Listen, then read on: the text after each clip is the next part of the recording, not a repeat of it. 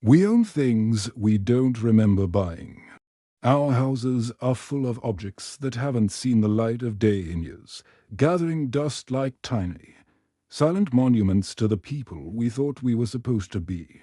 We call them belongings, but sometimes I wonder if the word is a bit of a lie, and it's actually us who belong to the objects and the weight they carry in our rooms. I decided to try a small experiment last month. Something to test the gravity of my own clutter by throwing away just one thing every single day for 30 days. One item. It sounded so small, almost trivial.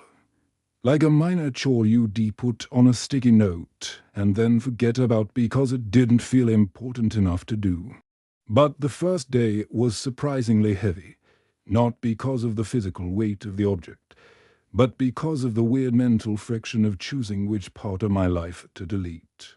I started with a broken charger for a phone I haven't owned since the early 2000s, a tangle of white plastic and copper that had no real purpose anymore. It felt good to drop it in the bin, a small, satisfying click of victory against the chaos that tends to accumulate in the corners of a life lived too quickly.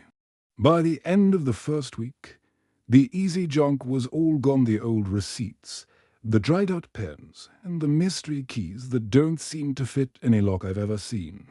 That was the honeymoon phase of the mission, where I felt like a hero in a movie about minimalist living, someone who was finally taking back control of their space. But then the second week arrived, and I found myself standing in front of my bookshelves, feeling a strange, hollow pressure building up right behind my eyes. I had to look at things that actually meant something, or at least things that had spent a long time pretending to mean something to the person I used to be.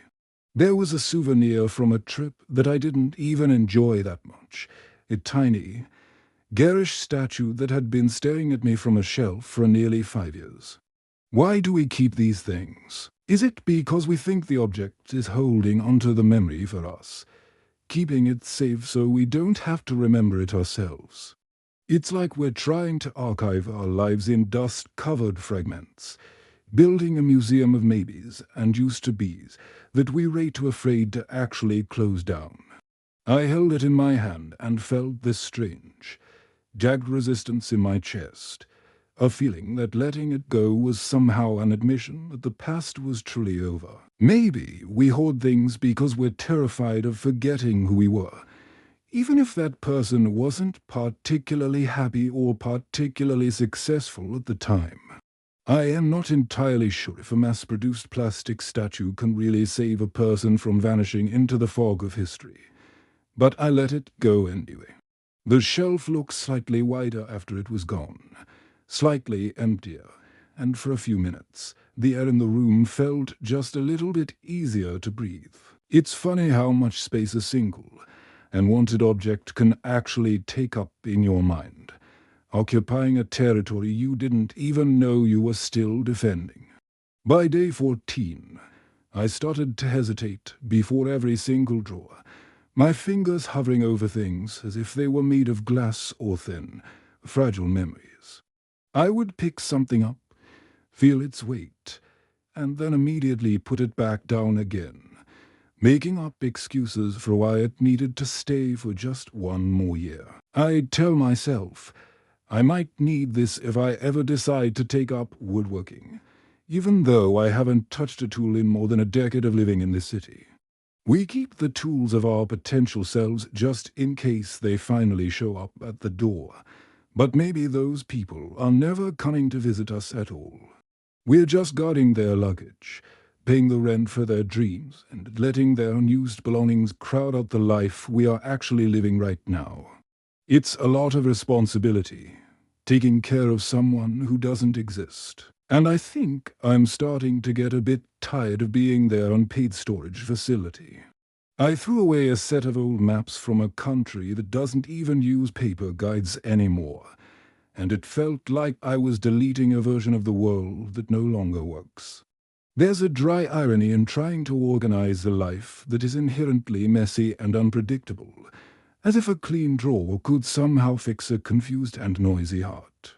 I caught myself apologizing to an old, stained tea set before I dropped it into the bin, as if the cotton had feelings or a social life that I was interrupting. "I'm sorry," I whispered into the empty laundry room, feeling a bit foolish for projecting so much of my own humanity onto a piece of fabric that was falling apart. We treat our things like they are our friends, but I've noticed that they never seem to have much to say when we're actually struggling or feeling alone in the dark. It's a very one-sided relationship that costs us a lot in square footage and mental energy. And I'm starting to think the objects are the ones winning the deal. I noticed you just now. Maybe you're looking at your own shelf while you listen, wondering which item would be the first to go if you had to choose right now. Do you have that one box in the back of the closet that you're afraid to open because the contents are just too loud and too heavy for a Tuesday afternoon? I had one of those, and day 20 was the day I finally had to face it, pulling it out into the center of the room like a ghost I was tired of avoiding. It wasn't full of gold or treasure.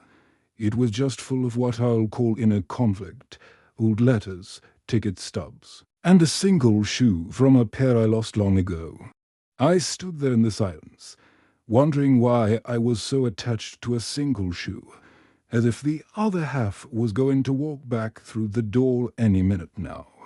It's a reminder of an unfinished journey, or maybe just a lack of closure in a life that has been full of sudden stops and very quiet, unexplained exits. Closure is a thing we talk about a lot in these podcasts and books, but I am starting to suspect that it doesn't actually exist in the way we want it to. We just stop carrying things when our arms get too tired to hold them up anymore, and we call that letting go because it sounds much more noble than exhaustion. I let the box go, and for a few beautiful seconds I felt light enough to float away. But then the habit of more came rushing back to fill the empty space. I found myself browsing for new things online later that night, looking for a way to fill the hole I had just spent 20 days trying to create in my home. We buy things to fill a void we aren't even allowed to see yet, hoping that the next purchase will finally be the one that makes us feel whole and complete. It's a cycle that never really ends, is it? We clear the brush and the thorns just to plant more weeds in the dirt because we're afraid of what an empty field looks like. We call it updating or improving, but I think it is really just a way to avoid the quiet that comes when you realize you already have everything you need. Enough is such a small, simple word, but it feels like a foreign language that I am trying to learn without a dictionary or a teacher to guide my way. How do you know when you've finally reached it, or if you've already passed it, and you're just running on the momentum of a desire you don't even feel anymore? I think we keep accumulating things because we're looking for a version of enough that stays still, but it's a moving target that always stays one step ahead. By day 30, my house felt different. It was colder, perhaps, but it also felt like it had more room for the person I am actually becoming this morning. The objects were gone, but the feelings that owned them were still sitting there on the floor, waiting for me to figure out what to do with them next. I realized that the clutter wasn't just on the shelves or in the drawers. It was in the way I look at the world, always wanting to hold on to every single moment. We build these walls of stuff to protect ourselves from the drafty corners of our own lives, but the walls also keep the light from reaching the center of the room. Without the stuff, the air feels a bit sharper and the silence feels a bit longer. But maybe that's the only way we ever truly know that we are still alive. I'm still keeping the coffee mug with the chipped handle, the one that's been with me through 3 different apartments and a dozen different heartbreaks.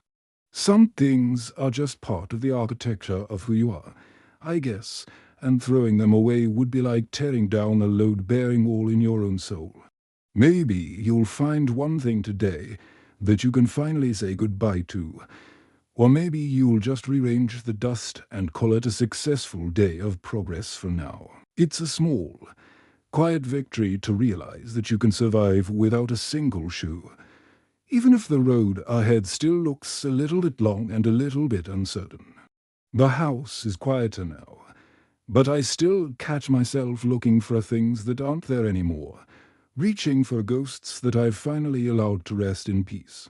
We own things we don't remember buying, but eventually, we learn that the things we remember are the only ones we ever really needed to keep in the first place. I think I'll leave the shelf empty for a while longer, just to see what else might decide to show up when there is finally enough room for it to sit down and stay. Thank you for listening. I'll see you in the next episode.